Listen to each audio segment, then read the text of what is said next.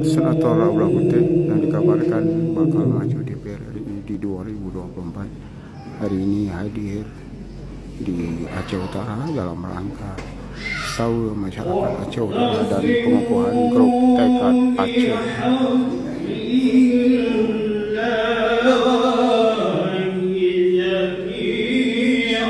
Acara ini terus dibungkus dalam rangka menghadirkan seluruh pengurus tekad Aceh Utara.